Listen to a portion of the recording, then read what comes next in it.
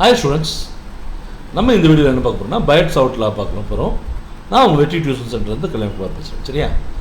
இது ஒன்றும் பெரிய விஷயம் தான் இல்லை ஸ்டூடெண்ட்ஸ், ரொம்ப சிம்பிளான விஷயம் தான்.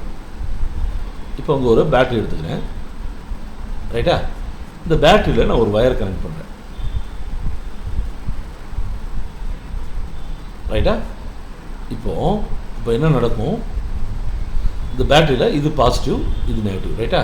அப்போ கரண்ட் வந்து இந்த டைரக்ஷனில் போகிறதா எடுத்துக்கலாமா? எஸ். சரி ஸ்டூடெண்ட்ஸ், இப்போது நல்லா கவனிங்க. நான் இந்த வயரோட ஒரு குறிப்பிட்ட லென்த்தை மட்டும் கட் பண்ணி எடுத்துக்கிறேன். இந்த டோட்டல் வயரோட லென்த் வந்து எல்லுன்னு வச்சுக்கலாம். இந்த குறிப்பிட்ட டிஸ்டன்ஸ் பார்த்தீங்களா, இது டிஎல்னு வச்சுக்கலாம். சரி ஸ்டூடெண்ட்ஸ், இப்போது இதில் ஒரு தீட்டா ஆங்கிள் இருக்கக்கூடிய ஒரு கோடு வரைகிறேன். இந்த கோட்டுடைய லென்த் வந்து பார்த்திங்கன்னா இங்கேருந்து இது வரைக்கும் ஆர் டிஸ்டன்ஸ்னு வச்சுக்கலாம். டிஸ்டன்ஸ் எவ்வளோ? R, right distance. இப்போது இங்கே ஒரு பாயிண்ட் எடுத்துக்கிறேன். இப்போ இங்கே ஒரு பாயிண்ட் எடுத்துக்கிறேன், சரியா? இப்போது வயரில் கரண்ட் போச்சுன்னா என்ன ஆகும்? கண்டிப்பாக மேக்னெட்டிக் ஃபீல்டு ரெடி ஆகும், ரைட்டா? இப்போ இந்த டிஎல் லென்த்தில் வந்து கரண்ட் போதா இல்லையா? ஆமாம், போகுது. அப்போ இந்த டிஎல் லென்த் வந்து அதை சுற்றி மேக்னெட்டிக் ஃபீல்டு க்ரியேட் பண்ணுமா? எஸ், அஃப்கோர்ஸ் க்ரியேட் பண்ணும், சரியா? அப்போ அப்படி க்ரியேட் ஆகக்கூடிய மேக்னெட்டிக் ஃபீல்டு இந்த ஆர் டிஸ்டன்ஸ் தள்ளி பீன்ற பாயிண்டில் எவ்வளோ இருக்கும் அப்படின்னு பார்க்குறது பேர் தான் எனக்கு பயோட் சாவர்ட் லா. உங்களுக்கு ஈஸியாக புரிஞ்சா? Right students. ஸோ இன்னும் கொஞ்சம் தெளிவாக பார்க்கலாம். இப்போ பாருங்கள், இந்த பி மேக்னெட்டிக் ஃபீல்டு, அதாவது கிரியேட் ஆகக்கூடிய magnetic field is equal to integration of dB. ஏன்? டிஎல் லென்த்துனால கிரியேட் ஆகக்கூடிய மேக்னெட்டிக் ஃபீல்டு டிபி. அப்போ எல் லென்த்துனால கிரியேட் ஆகக்கூடிய மேக்னெட்டிக் ஃபீல்டு எவ்வளவு? பி. புரியுதா ஸ்டூடெண்ட்ஸ்? ஸ்மால் லென்த்னா ஸ்மால் மேக்னெட்டிக் ஃபீல்டு, ஃபுல் லென்த்னா ஃபுல் மேக்னெட்டிக் ஃபீல்டு, சரியா?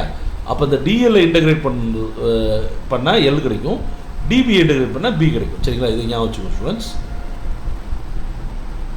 அப்படி கிரியேட் ஆகக்கூடிய மேக்னெட்டிக் ஃபீல்டு இருக்குது பார்த்தீங்களா ஸ்டூடெண்ட்ஸ், அது எப்படி இருக்கும் அப்படின்னா நல்லா கவனிங்க. இந்த பயோட் சாவர்ட் லா என்ன கொடுக்குது அப்படின்னா, இந்த மேக்னெட்டிக் ஃபீல்டு கிரியேட் ஆகக்கூடிய மேக்னெட்டிக் ஃபீல்டு எதெல்லாம் பொறுத்து இருக்குன்னா, ஃபஸ்ட்டு கரண்ட் எவ்வளோ போகுது அப்படின்றத பொறுத்து இருக்கும், சரியா ஸ்டூடெண்ட்ஸ்? அதுக்கப்புறம் அந்த வயர் லென்த் இருக்குது பார்த்தீங்களா, லென்த் செக்மெண்ட், அதாவது டிஎல், அது எவ்வளோ இருக்குன்றதை பொறுத்து மாறும். அதே மாதிரி ஆங்கிள் கிரியேட் ஆச்சு இல்லை ஸ்டூடெண்ட்ஸ், அதை சைனில் போட்டோம்னா ஒரு வேல்யூ கிடைக்கும், கிடைக்காதா? இப்போ ஆங்கிள் 90 டிகிரி கிரியேட் ஆகிருக்குன்னு வச்சுக்கோங்களேன். அப்போ சைன் 90 டிகிரி போட்டால் என்ன வரும்? 1ன்னு கிடைக்கும், சரியா?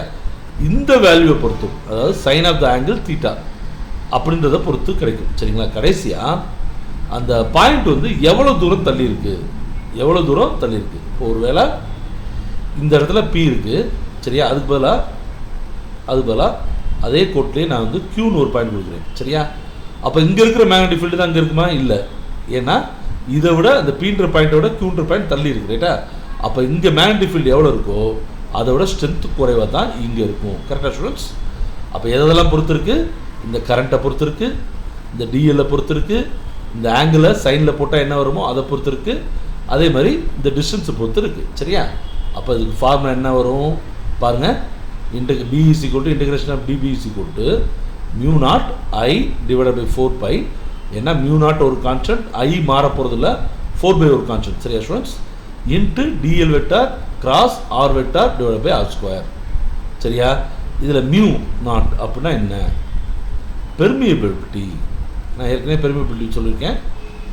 எவ்வளவு மேக்னெட்டிக் ஃபீல்ட் லைன்ஸை அந்த மெட்டீரியல் வந்து அலோவ் பண்ணுது அப்படின்றது.